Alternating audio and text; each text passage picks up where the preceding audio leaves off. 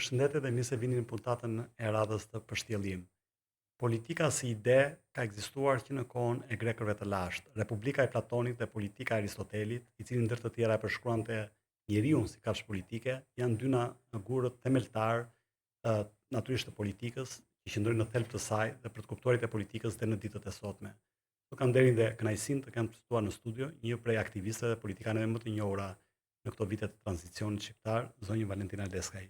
Mirë se vini. Faleminderit për ftesën. Zonja Leskaj, unë dua ta nisja këtë bisedë me diçka personale dhe familjare. Mund na tregoni diçka më tepër në lidhje me çfarë ju shtyu ju që të jepni një kontribut si aktiviste shoqërisë civile fillimisht dhe mandej si një politikane në më të dalluarat e këtyre 35 viteve. Në fakt, unë e kam thënë vazhdimisht, e kam thënë sepse e kam një gjë të brendshme dhe ndjej që për mua qoftë politika, qoftë shoqëria civile ku kam qenë, mund të them një nga modestisht, një nga themeluesit shoqërisë civile, kam qenë angazhuar që në fillim. Nuk është një karrige, nuk është një vend pune, është një angazhim. Dhe ndonjëherë, jo ndonjëherë, po të thoshe në shumicën e rasteve, angazhimi, një njeri i angazhuar është i angazhuar sepse i vjen së brendshmi, e cila vjen sigurisht nga edukimi, nga rrethanat familjare, nga karakteri, pse jo, nga eksperienca e jetës, por në fakt kur nuk kam dashur që të angazhohem në politikë. Sa rol luan tradita familjare apo fëmijëria në përcaktimin se çfarë do bëj njeriu më vonë në jetë? Unë besoj që luan shumë. Unë besoj sepse unë vi nga një familje të cilët kanë qenë njerëz të angazhuar në mënyra të ndryshme. Dhe thotë që Baba juaj ka jetuar 13 vjet në Francë. Po, ai ka jetuar në Francë përpara çlirimit. Në kohën e luftës u kthye këtu, bashkë me vllajën e tij. Vllai i tij është heroi i popullit, Abbaseu, ka qenë antar i Partisë Komuniste Franceze dhe padyshim që ishte njeri i angazhuar dhe erdhi këtu, po edhe më përpara ka qenë i angazhuar. Ai kishte studiuar në shkollën e Harry Fulsit, nuk e di vokacioni, domethënë nga i vinte, po ka qenë edhe antizogist, është dënuar dhe me vdekje nga zogu, pastaj ja ktheu me dënim të përjetshëm dhe pastaj domethënë u lirua edhe më vonë e çoi kryetar komune në Dukagjin. Po gjithsesi ai ishte i angazhuar në luftë, u bë komandant i brigadës 5 sulmuese dhe pastaj u vra. Ndërkohë babai im kishte edhe një vëlla tjetër, i cili për fat të keq, domethënë edhe për shkak edhe të qasjes së tij, ka qenë i dënuar politik sepse në vitin 45 u arrestua nga regjimi i kohës për politikë, madje jo vetëm ai, po dhe djali i tij, i cili gjithashtu vuajti 12 vjet burg, biles më shumë se sa i ati. Kështu që babai im e kishte një vëlla komunist, heroi i popullit, partizan, dhe me aktivitet edhe më të hershëm. Familja ka pasur në 20 aktivitetin, ka qenë gjithmonë familje angazhuar, edhe një vëlla që e kishte të dënuar politik, dhe në një farë mënyre ajo që mua më ka ndikuar, unë do thoshja edhe në qëndrimin e sotshëm, që unë kur nuk e shoh atë që kam përballë, pra tjetrin, të ndryshmin. Në rastin konkret, unë kam qenë te Partia Socialiste dhe jam, domethënë i përkas asaj force politike, pavarësisht se vetë bëra tërheqjen, por kur nuk e kam parë si armik. Unë them që kjo edukat familjare, njerëz të angazhuar, babai im gjithashtu ka qenë i angazhuar në luftë, nuk ishte komunist asnjëherë, ishte kritik ndaj komunizmit, e për këtë e kanë hequr edhe nga puna, por unë mendoj që dhe ai gjithmonë kur i thoshin që ky po se ky është hero populli për vllajin, po ky tjetri, ai unë gjithmonë e kujtoj, thoshte një fjalë, janë vëllezërit e mi. Pra e ndante atë njerëzoren. Edhe e di çfarë më kujton kjo Ilir? Më kujton Hannah Arendtin. Kur miku i saj më i ngushtë, Kurt Waldenheim, që ishte koha e gjyqit Nurembergut, juve e dini historinë, domethënë dhe si e ka ndjekur ajo, i tha që ti e do Izraelin, ajo tha që unë dua njerëzit. Kështu që unë ka marrë, them, në edukimin tim nga familja ime këtë që t'i shoh si njerëz dhe mendoj që ti nëse do njerëzit mbetesh njeri i angazhuar, qoftë në aktivitetin e shoqërisë civile apo qoftë në politikë, sepse të dyja janë të mira publike po t'i shohësh. Para se të shkojmë te politika, unë doja të qëndroja në dy momente përpara politikës, para rrugtimit politik, që është momenti si kryeredaktore dhe mandej pedagoge natyrisht, dimensioni akademik, dhe një nga aktivistet e hershme të shoqërisë civile në Shqipëri, pra ju keni qenë qysh në krye të erës, pra në kapërsyll të ndryshimit të regjimit, pra një vokacion i trefisht, pra një background i pasur profesional. Mund ta thoni kush ishin shtysat që ju çuan drejt këtij rrugtimi? Gjëja e parë që unë kujtoj, atëherë kam bërë një shkrim tek Gazeta Bashkimi, sepse mu ofrua nga të dy partitë politike që ishin, ishte koha atëherë që kërkuan edhe nga njerëz që ishin nga këto organizatat, le të themi, jo e gruas, jo e frontit, jo këto, që të vinin kandidat të pavarur, dhe këtë se kam thënë ndonjëherë për them për çfarë viti vetë? Ishte kur u bën zgjedhjet e para që Partia e Punës vuri kandidat, kërkoi kandidat edhe jashtë Partisë së Punës, njerëz që ishin të punonin me gruan, me frontin, me rinin. Dhe atëherë në fakt më është propozuar që të kandidoja. Kanë kandiduar disa njerëz atë kohë, që kishin edhe një emër, sigurisht i duhej edhe për makjazh patjetër. Dhe në fakt nuk e kam pranuar, domethënë që të kandidoja. Dhe se kam pranuar sepse nuk e besoja atë që më dukej si një gjë falso, artificiale. Mund të keni qenë ndër të rallat që e keni refuzuar në atë moment. E vërtetë është, në atë takim që është bërë atje, domethënë kam qenë e para që tash jo, unë nuk e pranoj dhe nuk pranova. Dhe ndërkohë kam pas bërë një shkrim te Gazeta Bashkime që kam thënë që kisha filluar një lloj angazhimi.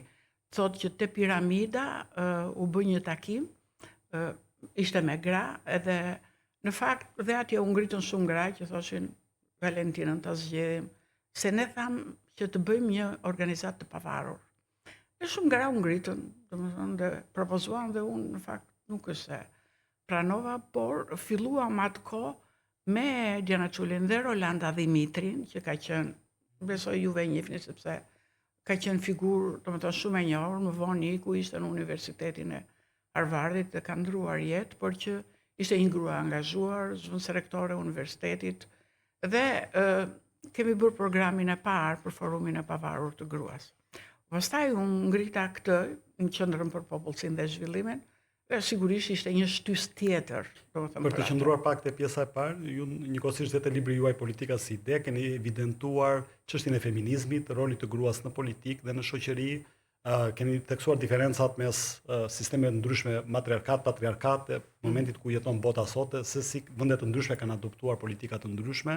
Po është interesante edhe evidentimi që ju keni bërë disa figurave historike në Shqipëri, të tilla si Olga Plumbi, apo Selfize Xhiu, apo e mirënjohura Musine Kokalari, të cilat natyrisht kanë qenë pionere në kohën e tyre. Sabiha Kasimati e tjerë, të cilat kanë dhënë gjurmë të pashkueshme. Mila Vangjeli që pak përmendet edhe kjo, ashtu si dhe Olga Plumbi që përmendet shumë pak, dhe unë mund të them që kam qenë nga të parat që kam shkruar. A ishin këto burim frymëzimi për ju, për vizjet që ju krijuat në vitet 90? Po, sigurisht ka qenë edhe ato, por shtysa ishte edhe nga rrethanat aktuale. E para nga dëshira që për të ruajtur pavarësinë, le të themi, për të mos u angazhuar në një parti politike, kam pasur oferta që në atë kohë, dhe padyshim që këto gra kanë qenë frymëzuese. Unë kam shkruar për Olga Plumbin sepse kam shkruar që në atë kohë kur ishte e rrezikshme të shkruaja për të, kur isha kryeredaktore e Revistës Shqiptare, e kujtoj si ditën e sotshme, isha shumë e re, kur kam vajtur në shtëpinë e saj, jetonte në një vilë, dhe unë them që ajo u tërhoq në shtëpinë e saj në rrugën e Kavajës, djali i saj Emili ka qenë themeluesi i Radio Tiranës, gjithashtu dhe nga teknicianët më të mirë, domethënë që ne kishim. Ajo ishte një grua e iluminuar, një grua me shumë kulturë, dhe kujtoj si tani i kam vajtur dhe i kam bërë atëherë një intervistë dhe nga që atëherë ne vuanim shumë për libra, kam të një gjë që unë ndërkohë që dëgjoja Olgën, syti kisha te biblioteka e saj shumë e pasur. Dhe e ndjeva edhe si përgjegjësi morale që një njeri që e njeh duhet thotë çat vërteta që janë. Dhe për këtë arsye unë kam shkruar, por arsyeja pse unë tek libri i cili është një libër i mirëfillt në fakt për politikën, pse e integrova çështjen e gruas atje. E para njëherë unë mendoj që politika nuk është ajo që zhvillohet brenda gardhit të partive politike. Po, ndofta sot s'kemi kohë për ta shtjelluar, ti je ekspert i fushës edhe mund ta bësh edhe shumë më mirë të gjë, por politika shkon përtej dhe unë jam referuar dhe në libër edhe Max Weberit jam referuar edhe nga të rinjt Farid Zakarias kur thot, domethënë çdo lloj veprimtarie, ose Václav Havelit që thot edhe një koncert roku është politik. Kështu që duke e parë zonja Leska i krahasoj me fillimin e vitet 90 kur ju filluat aktivizmin tuaj, ndër të tjera dhe për mbrojtjen e drejtave të grave, për rritjen e përfaqësimit të tyre. A mund të themi se janë arritur këto synime sot në 2026, pra gruaja shqiptare shumë herë më tepër e përfaqësuar? I referohem këtu shoqërisë civile, i referohem botës akademike, i referohem sektorit të administratës publike, ku me të thënë drejtën, gratë janë plotësisht të përfaqësuara, domethënë janë më shumë se 50% në këto sektor. Ndoshta politika është ajo që çalon. Së fundmi po. Më tepër. Po, duhet të thosha vetëm dy fjalë për sa i përket asaj pjesës që integrimit, se unë e bëra për arsye sepse unë doja që t'i jepja vendin dhe drejtësinë që meriton çështja e gruas. Do të thotë që është një çështje e rëndësishme. Nuk ka shoqëri të zhvilluar që nuk ka ekuilibra, sepse në fundit çështja e gruas nuk është një çështje e grave për gratë. Është çështje e shoqërisë, është një drejtë njerëzore dhe është përgjegjësi e gjithë. Po pa hyrë në detaje, unë aty kam shtjelluar shumë mirë. Dhe e dyta, duhet të them një gjë konkrete. Kam dëgjuar disa herë në emisione televizive. Dhe po flas për televizione kombëtare, emisione që janë në prime time, dhe dëgjoja njerëz që pretendojnë që e njohin dhe shumë mirë këtë fushë dhe thoshin që lëvizja feministe e përdorin si slogan, ka filluar në vitet 60. Unë e ndjeva dhe si detyrim moral, meqense kam qenë e angazhuar, që t'jepja një informacion më të plot dhe të vërtet për këtë se lëvizjet feministe kanë filluar që 1848 në Amerikë me konventën e Senekës, ka pasur që 1800 Mary Wollstonecraft e të tjera në Angli. Dhe pastaj në 1878 domethënë kanë pasur edhe ka qenë kandidate për presidente, ishte kolumniste, broker, domethënë ka pasur pastaj vonë Europa në 1907 nuk ka rëndësi sufragjetat gjitha. Pra, e ndjeva dhe si një detyrim moral, domethënë për ta sqaruar, domethënë çështjen, dhe e para, përpara se të vishte Shqipëria, domethënë ti duhet gjësh ku e ka pasur dhe ku e ka vendin Shqipëria në raport me botën, se ne çdo gjë edhe sot. Për shembull ne në disa drejtime kemi që më të avancuar. Zvicra të drejtën e votës gratë kanë arritur 1973, Shqipëria në fillim viteve 20, kështu që po dhe nga këto vende që kanë qenë të parat e kanë arritur në 45-ën. Prandaj lëvizjet e para kanë qenë lëvizje politike, lëvizjet për feministe, se këtu deformohet, keq kuptohet termi feminizëm, ndonjëherë në kohën e komunizmit ishte parë si një term borgjez, domethënë edhe as guxohej, po flas edhe në përgjithësi s'ka koncept, por filloi me të drejtat politike, në fakt ka filluar në lëvizjet politike. Është asociuar me të majtën lëvizja feministe? Dhe në 60-ën, pastaj ka qenë, edhe kjo duhet thënë, ka qenë në një kontekst të caktuar, politik, social dhe kulturor, sepse ndodhi në kohën që u krye ai revolucion social dhe ajo që u quajt counterkultur. Ishte koha e presidencës së Kennedit, domethënë me liberizmin e tij, Simone de Beauvoir me Seksin e dytë, për sa që u bë ikone e këto po feminizmit. flas disa që kanë qenë se Lëvizje studentëve. Simona ishte e rëndësishme Martin Luther Kingu që se duhesh krijuar, nuk e krijonte dot Simona frymën e protestës. Domethënë ka një rol të jashtëzakonshëm, po. Domethënë ishte Kennedy, ishte Martin Luther Kingu me I Have a Dream dhe krijoi klimën e protestave, ishte lufta e Vietnamit që gjithashtu krijoi frymën e protestës në Europë dhe padyshim Woodstockët, të cilët sollën ndryshim të madh në kulturën edhe ky u quajt domethënë revolucion social, counterkulturë dhe nuk po hyj në detaje janë të shtjelluara në libër. Dhe tashti natyrisht unë gjithmonë kisha menduar ku është Shqipëria në këto gra që juve përmendet, kanë qenë që në vitet 20-30. Domethënë nuk e konceptojnë dot sot shqiptarët që në vitet 20 një grua si Olga Plumbi të shkruante në disa media, edhe ka qenë edhe bashkë themeluset e Bota e Re, por në disa media të kohës, ta shifte çështjen e gruas nga perspektiva e të drejtave njerëzore. Kjo është filozofike, nuk është një gjë o burra kanë dalë gratë të mbrojnë gratë. Zonja Leskaj, duhet të kalojmë në një dimension tjetër, që është dhe ai më i njohur në pak për publikun shqiptar, që është dimensioni politik. Ju keni pasur një rrugëtim gati prej 2 dekadash në politikën shqiptare, që është mos gaboj viti 2001. Më shumë se 2. Filluat të angazhoheshit, fillimisht si deputete, mandej keni qenë ministre punës dhe çështjeve sociale, keni qenë kryetare e grupit parlamentar të Partisë Socialiste, keni qenë nën kryetare e Kuvendit të Shqipërisë.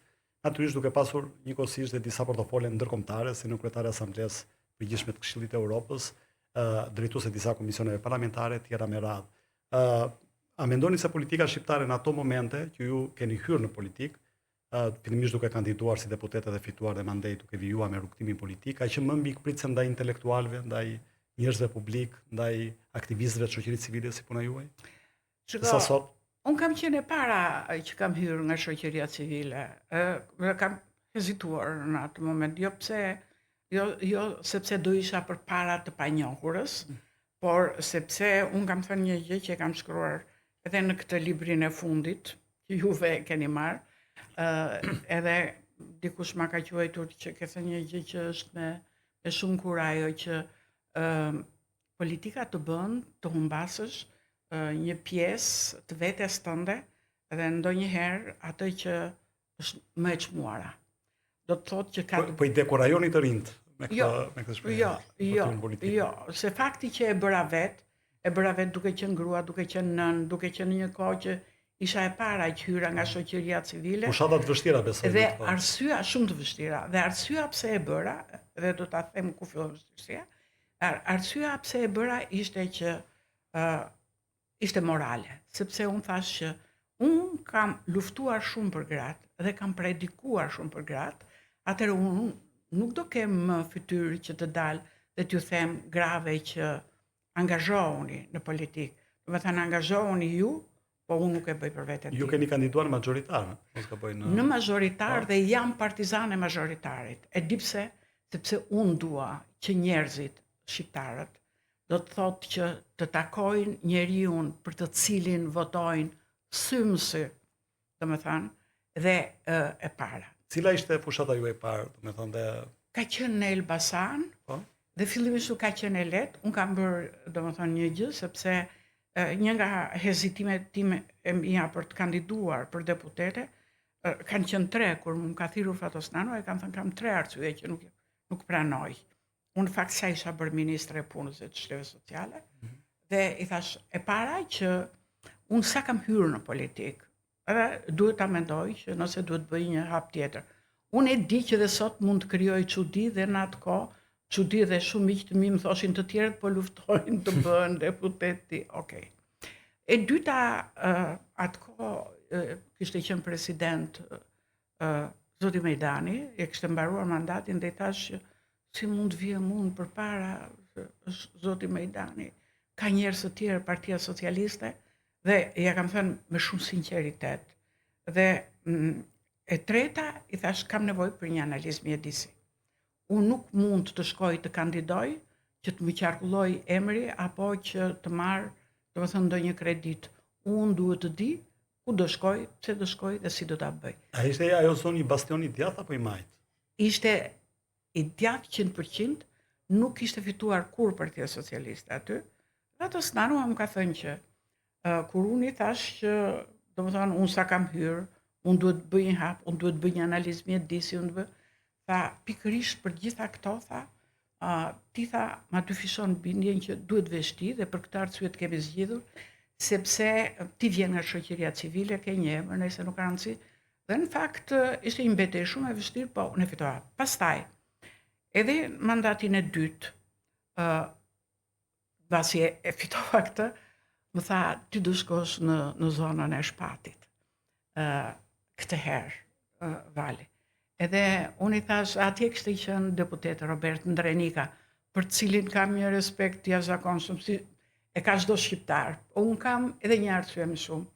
E di që njerëzit kur shkoja në zonën e Shpatit thoshin që vetëm Robert Ndrenika na vinte, domethënë ai shkonte, i takonte njerëzit.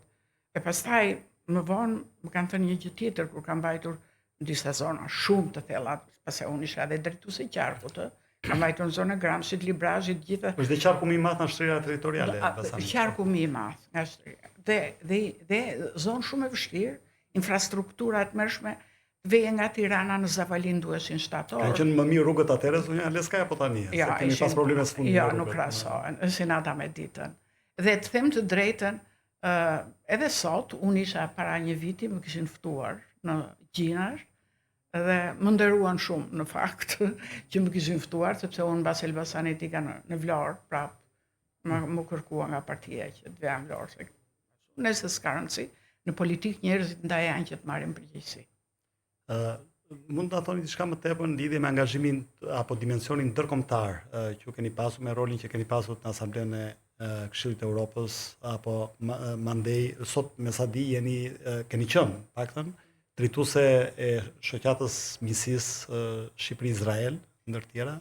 Kam qenë se unë isha atëherë presidente e grupit sepse isha në parlament, ashtu si jam në parlament, po kam një pozicion tjetër. Gjithashtu shumë interesant që del nga libri juaj, keni takuar personalitete të rëndësishëm botror, si Nelson Mandela, Václav Havel e të tjerë, të cilët natyrisht kanë një gjumë të pashlyeshme në historinë e politologjisë, në historinë e politikës botrore, edhe fal shëmbullit personal, Zapatero në Spanjë e të tjerë, por edhe mesazheve që ata kanë lënë për politikanë të ardhshëm. Shumë. Shiko, duhet të bëj një sa keni mësuar prej tyre? Diferencë. E para është që unë shumicën e këtyre, shumicën mund të them mbi 80% nuk i kam takuar nga politika, i kam takuar para se të hyjnë në politikë. Fal eksperiencës time dhe angazhimit që kam pasur në organizatat ndërkombëtare përpara se të hyjnë në politikë. Unë shkoja shumë shpesh në Kombet e Bashkuara atëherë, kam qenë goxha e angazhuar, për shembull Kofi Annanin, atje e kam pas takuar dhe kam një respekt dhe veneracion të jashtëzakonshëm për të dhe për të shoqen Annanin, ajo ishte suedeze, ai ganez, domethënë për një burr që e mbante, e di pse e nisa nga ky, se unë kam takuar dhe presidentin Clinton e këto, sepse sot Kombet e Bashkuara është në një krizë të madhe dhe në një dobësi, do të thoshja, në një dilemë. Për shkak të mungesës së leadershipit në anën Kombet të Bashkuara apo për shkak të botës që po riformohet? Unë mendoj dhe prandaj e theksova, që është edhe për shkak të leadershipit. Për shembull në kohën e Kofi Annanit, unë shkoja shpesh, domethënë atëherë, Kombet e Bashkuara kishte një rol të fortë dhe unë kujtoj që në atë kohë ambasadore Shteteve të Bashkuara të Amerikës dhe këto në fakt edhe këto janë gjëra që i them për parë se kanë qenë pjesë e jetës dhe e punës time. Por Madeleine Albright ishte ambasadore e Shteteve të Bashkuara në atë kohë në Kombet e Bashkuara. Dhe ishte shumë e fortë. Dhe në atë kohë kishte disputes, themi, ose disa mosmarrëveshje edhe në atë kohë mes Kombeve të Bashkuara, mënyrës, domethënë, qasjes, jo qasjes në përgjithësi, po qëndrimeve për politika të caktuara apo qëndrime ndaj vendeve të caktuara. E kjo është një gjë që duhet ta theksoj që ai ishte një burr që menaxhonte, do të thënë shumë mirë, edhe sado që ajo ishte një skifter në kuptimin pozitiv të forcës, unë kam një admirim për Madeleine Albrightin, sepse kam pas rast, do të thënë, të kem qenë e ftuar edhe kur ishte presidente e NDI-t, më vonë nga iku nga sekretare e përgjithshme, dhe në një drek të ngushtë që ajo bëri me disa gra, kur ne ishim në konventën e Obamës, por kam pasur fat që me ftesë të presidentit Clinton, para se të hyj gjithmonë në politikë, të jem në Shtëpinë e Bardhë ndër Okelion Saving Women's Life. Atë e bënte presidenti Clinton dhe kishte marrë Madeleine Albrightin, që ishte atëherë sekretare shteti dhe që ai ishte një respekt dhe vlerësim të jashtëzakonshëm për të. Unë këtë e kam shkruar. Po, e kishte, do të thënë, absolutisht. Sigurisht edhe më vonë, me atë që bëri pastaj Albrighti, me qëndrueshmërinë, me forcën e saj për Kosovën. Jam kurioz, zonja Leskaj, ka bërë? Do të thoshja një gjë, për të thënë për OKB-n. Jam shumë kritike.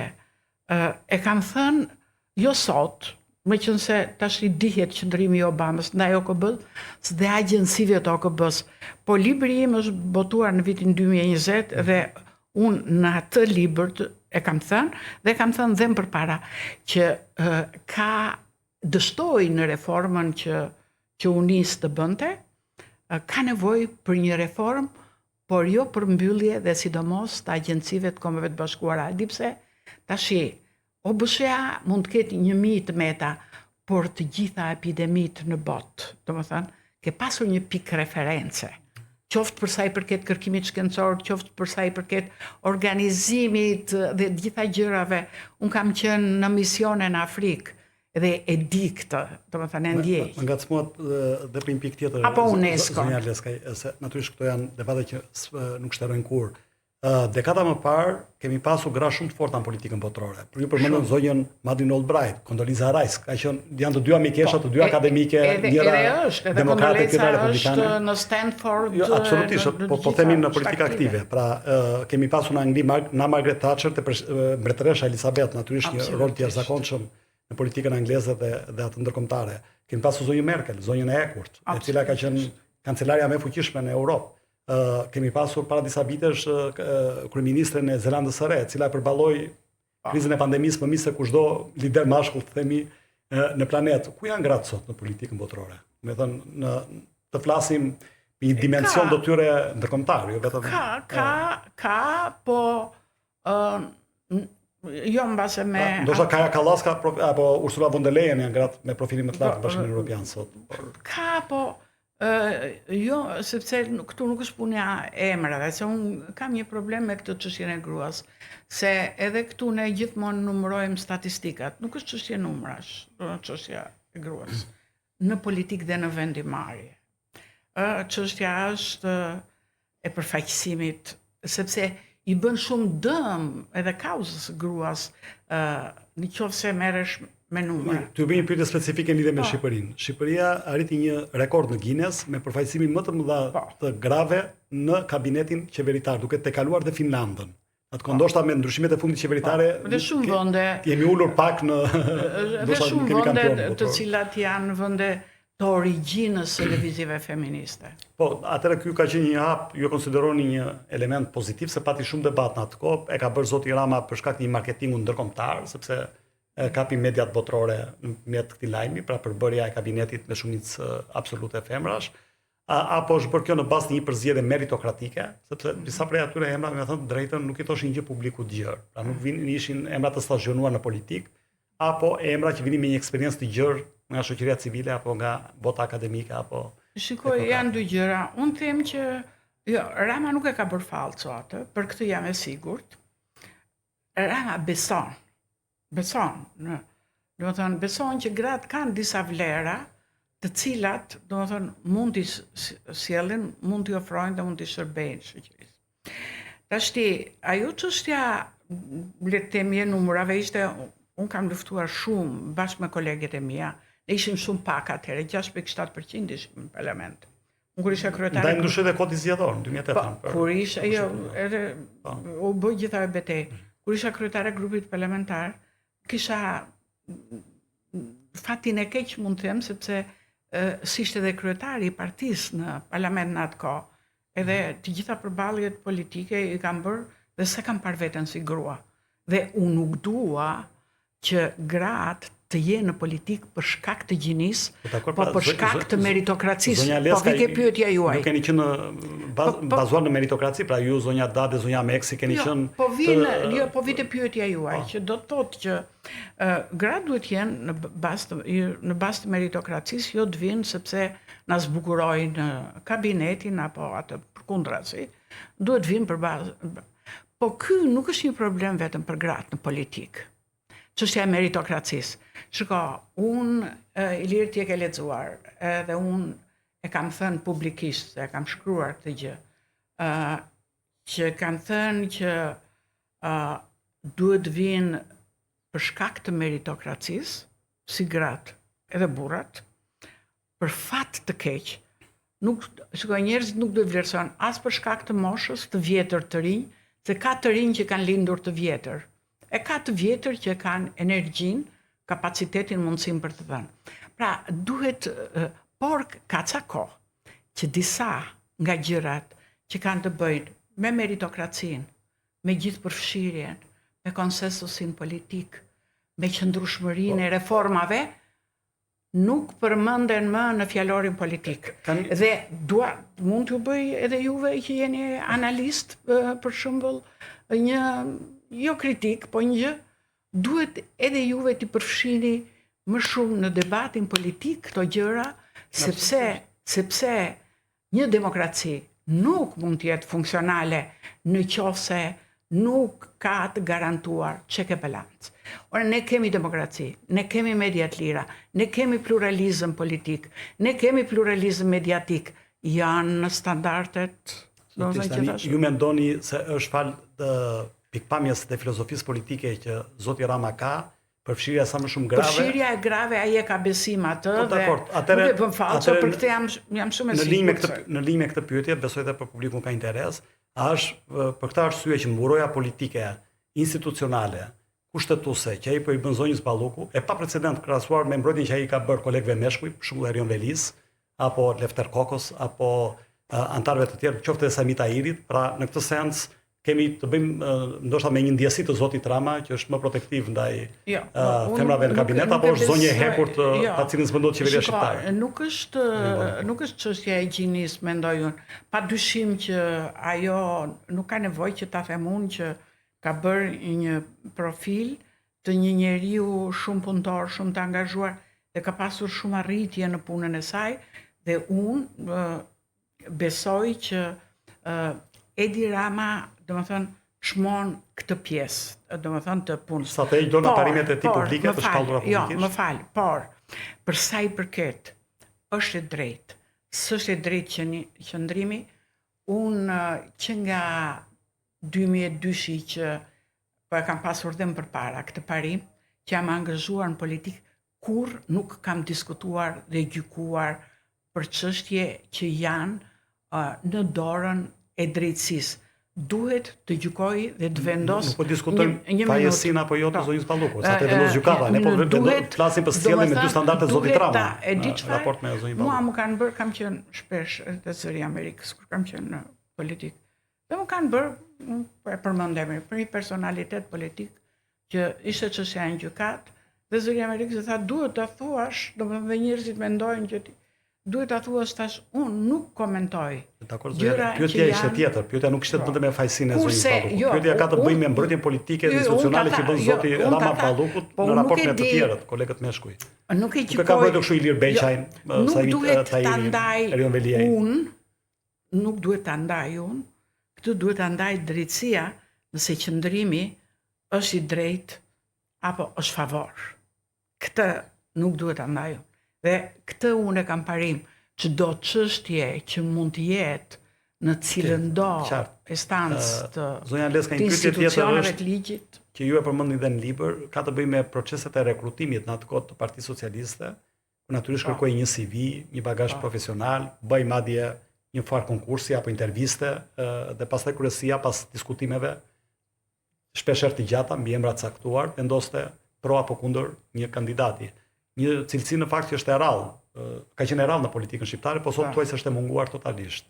Mendoni që ka bërë regres politika shqiptare në këtë drejtim të përzgjedhjes kandidatëve? Po, kjo është e vërtet që kaloi pa dyshim në disa filtra. Unë kur jam ftuar për t'u bashkuar Partisë Socialiste, më është kërkuar me insistim. Po, ndërkohë që insistonte që unë të pranoja, se s'po pranoja, dhe që thoshte që ne, do më thënë, emri jot, personaliteti nëse atë mendim kishte ai kryeministri atko, që ishte një herë shkretari partisë, duhet vish lutem patjetër, po ndërkohë thoshte të lutem duhet më sillësh CV-n, edhe pse ti je figurë e njohur.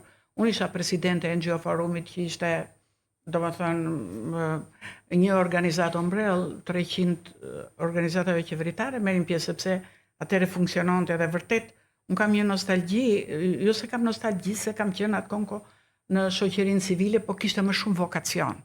Edhe sot unë nuk shoh shumë vokacion.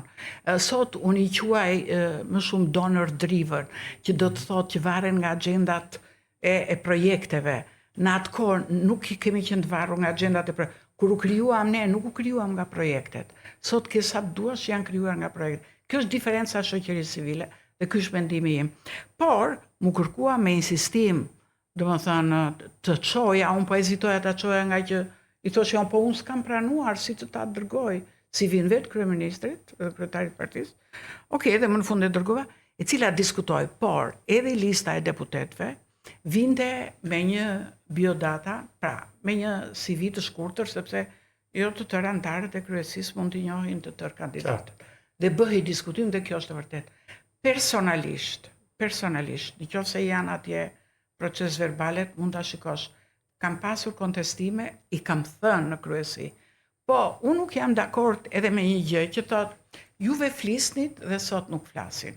Tashti, dakord mërë, po, ne flisnim, të njëjtin kryetar kemi pasur. Dakord? Tashti, kjo është edhe një çik personale, në kuptimin që njeriu, ai që ka një integritet, tashi shumë gjëra nuk ka nevojë. Jo puna është ata që kanë folur zonjaleska gjatë kësaj periudhe ose janë më njanuar. Shumë zoti Ditmi Bushati, para ti zoti Malaj, zoti Blushi më parë, do me thënë janë më njanuar nga partia, kështu që ky është një tjetër problem.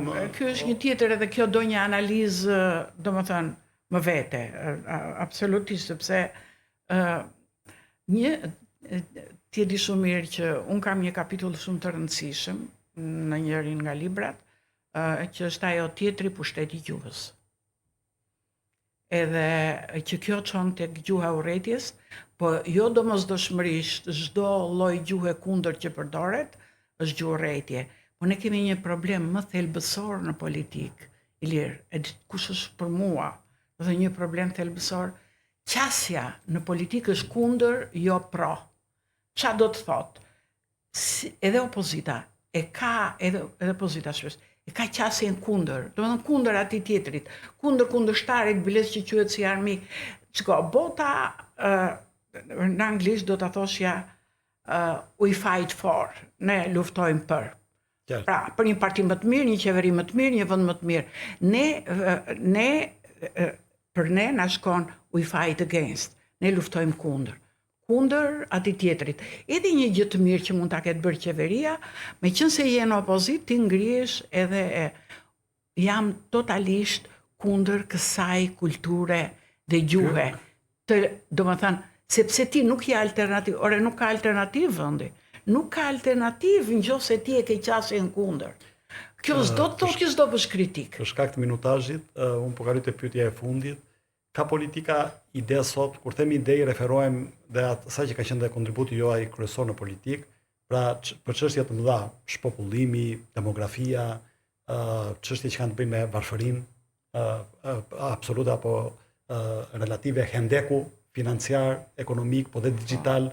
Pra ka ide politika sot, se nuk i dëgjojmë këto tema të trajtuara, ne dëgjojmë vetëm kush shan kë, më tepër se sa dëgjojmë një debat. Pikërisht kjo është gjëja që unë edhe kam shkruar dhe ti e di që, domethënë, këtu më shumë dallohen nga sasia e sharjeve sesa nga sasia e vlerave, apo nga qëndrimet majtas, djathtas, apo nga idet politike. Këtu nuk mbështetet, lufta politike nuk mbështetet në idet, do të thënë, po këtu për fat të keq, do të thënë këtu Nuk kemi parti ideologjike. dallohen nga sharret, nuk ka parti ideologjike. Edhe tjetra është që e Majta ka lëvizur djathtas dhe e djathta ka lëvizur Majtas në Shqipëri. Natyrisht që ka ndryshime edhe në botë për sa i përket të Majtës dhe të djathtas, po mbeten shtyllat kryesore, mbeten padyshim dhe parimet kryesore mbeten. Dhe unë jam ndonjëherë se kujtoj që në zgjedhjet e Italisë në 2013 Mario Monti tha që me sa duket domethënë e Majta dhe e djathta s'kan më asgjë për të thënë, domethënë janë. Unë i referohem gjithmonë Antoni Gidensit edhe Norberto Bobbio's, por e kam të brendshme këtë që padyshim që bota ka diferenca, që kanë lëvizur dhe në botë, sepse Marine Le Pen sot nuk është Marine Le Pen që ishte, domethënë nuk është i jati, jo, pas Marine Le Pen e fillimit, pra ka bërë një metamorfozë. Po le të shkojmë edhe në Anglinë konservatore, edhe unë do marr Kamerunin. Kameruni për shkak të votave arriti që bëri marrëveshje jo vetëm të Majtën, por bëri kompromise edhe për orientimet seksuale, gjë që ishte e papranueshme për ta. Çka do të thotë që ka ndodhur, po gjithsesi aty mbeten disa parime. Pastaj nëse do flisnim Thatcheri Merkeli, është një diskutim që mund ta bëjmë një herë tjetër, po janë diferenca të mëdha dhe padyshim që domethënë do një diskutim të gjatë. Shumë faleminderit zonja Leskaj. Kisha kënaqësinë të kisha Valentina Leskaj, një nga politikanet, aktivistet, natyrisht në fillimet e saj edhe si gazetare, pedagoge, pra me një kontribut shumë dimensional në këto 35 vite të tranzicionit demokratik për të hedhur apo për të krijuar një pasqyrë të si ishte politika dje dhe si është politika sot, a ka ide politika shqiptare, si po lëviz politika botërore dhe në rrafshin e ideve, dhe besoj shumë informative edhe për dëgjuesit tanë. Miru takofshim në puntatën e radhës.